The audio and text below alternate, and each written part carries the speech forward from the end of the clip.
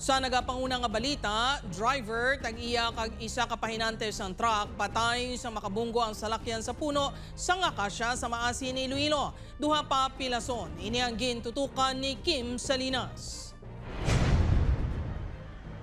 Makit-an sa sining nga CCTV video ang paglaway sang truck may karga nga kawayan sa Barangay Hall sang Kaigon, Maasin, Iloilo. Madasig ang dalagan sini.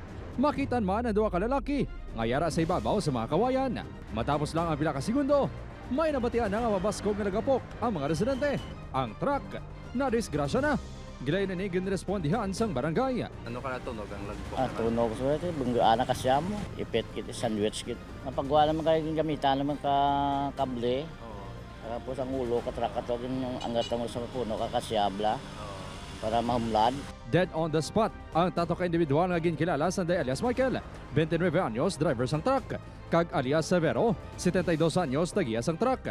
Patay man ang 18 anyos nga pahinante nga si Gilbert matapos nagtabog sa semento nga dalan.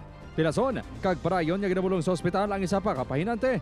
Sa investigasyon sang Maasin Police, pakadto sa poblasyon ng truck sang na-sideswipe ang nasumalang motorsiklo, samtang padulog sa blind curve. Nakaangko naman sang minor nga pilas ang driver sa motor nga si Alvin, nga SK Federation President sang Banwa. Siguro gin kabig balas ang driver ang manibela para nga hindi gid mapuruhan ang motor. Pero nalabot siya gid natumba man gani ang motor. Gintan out sa aton investigator mga fractured siya sa butkon amo na bala no sa tiil. Dugang sang kapulisan, dako man ang posibilidad nga nadulaan sang preno ang truck. Antes kuno na sang disgrasya nga na nagkuha sila sang kawayan sa barangay Subog mo. So daw medyo may guba na kuno bala ang preno. Daw gin disponiran lang. Ginapahayag madamo na ang naaksidente sa lugar gani ginapahalong gid ang mga motorista.